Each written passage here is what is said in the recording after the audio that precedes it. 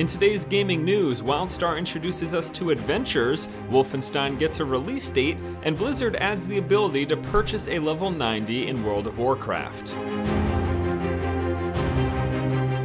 Hello ladies and gentlemen, welcome back to the show. This is Force with your day's gaming news. First up today, we were just introduced to a brand new type of PvE experience in WildStar that goes by the name of Adventures. Now, similar to Dungeons, you will be going into Adventures with a group of people and it will be a PvE experience. However, what sets this apart from your standard instance group dungeon is that it's going to take place in much more open areas and will feature branching paths, essentially allowing you to choose your own adventure. You'll come up to an area and you'll have to make one choice over another, and that'll diverge in terms of how you progress through these adventure modes or whatever you want to call them. They're just called adventures. That's literally all they're referring to them as. Now, combat will still be present in Adventures, but unlike Dungeons, which feature traditional combat with traditional roles, it's supposed to be a little bit more mixed up and interesting. You know, I am looking forward to WildStar. I am deep in the throes of ESO right now, but I'm still anticipating WildStar, and I want to give that game a shot. Unfortunately, there is still an NDA for most people, myself included. I can't cover that game. I actually have access to it. It's sitting right there on my desktop right now, but I can't cover it, so I can't really talk about it. And when that happens, I really don't put a lot of time into it because I typically also need to think about, you know, where I'm spending my time for what I'm putting on YouTube. So once that NDA lifts and I can talk about WildStar, that's when I'm going to dive in and give you guys some of my input on Adventures, Dungeons, and just the game overall. Next up in news, Wolfenstein: The New Order now has a release date. The game will be launching on May 20th for last and current gen consoles as well as the PC. Now, what was most interesting about this announcement, you know, Wolfenstein looks fine and all, but Bethesda came out and said that if you pre-order Wolfenstein: The New Order, you are going to get access to the Doom beta. Yeah, Doom. The beta, previously titled as Doom 4, it looks like the game has been renamed to just Doom. The game has been in development for quite some time. There's been rumors about the next Doom circling about for the past few years and whether or not the game was canceled. Apparently it wasn't. It's still going through development, and again, if you pre-order Wolfenstein, you'll get access to the beta. That doesn't mean I suggest pre-ordering Wolfenstein, because as always with pre-orders, you should remember, if you don't know how the game's going to turn out, throwing your money at it beforehand can end up being a mistake and a regrettable purchase. So it is always more well advised that you wait until reviews come out, until after the game launches or whenever review embargoes lift, before you make that sort of decision.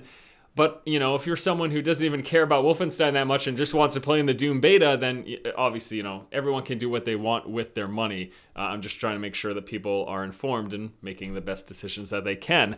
And last up in news, we now have the ability to purchase characters in World of Warcraft. At least officially and legally. Blizzard has implemented the ability to purchase an upgraded character to get an immediate level 90. Now, we knew this was coming because we knew with Warlords of Draenor that everyone would get a free level 90 character, and they even sent out surveys asking World of Warcraft subscribers if they would be interested in having a separate purchase for level 90 characters and how much they would be willing to pay.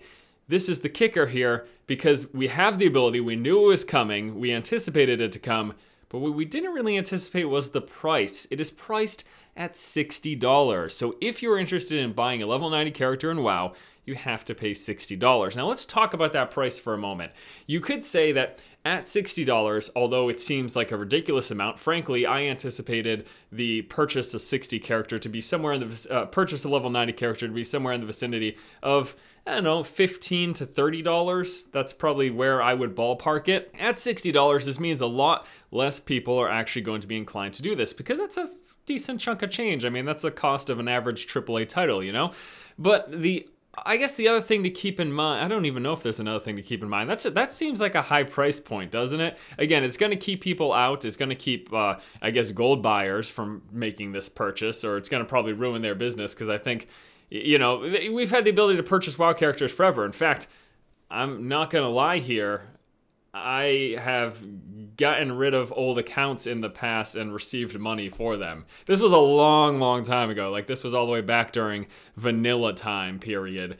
But yeah, that's something that I've done before. It's always been around in this game. Now Blizzard has an official means for it. What do you guys think about this? It's something that if this were to come out in a new game, I would be furious about. If a new game launched and they said, pay us an extra $60, we'll give you a high-end character, not max level, because 90 is not max level come the expansion, I would be furious. But also, this is a well-established game that's been around for 10 years, and I would imagine that most of the people who are gonna make this purchase are people that have already experienced the 1 to 60, 70, 80, and 90 grind for quite some time. I myself have gone from 1 to 60 probably 11 or 12 times. I've had multiple accounts. On the current account that I have, it's not active right now, but my most recent account, it's maxed out with characters, and they're all at least above 60. I've done that grind a lot.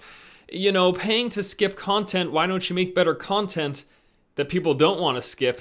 That is an argument, but again, at the same time, realize that I would imagine most people who are willing to do this have gone through that content so many times that they're probably just not interested in doing it again.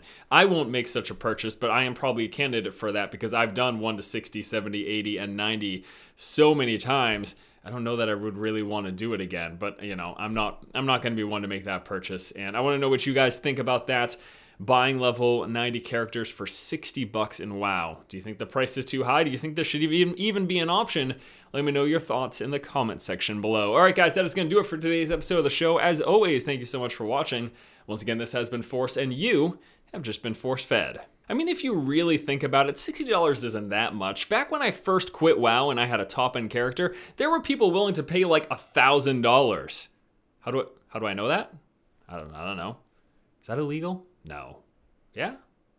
Huh? What?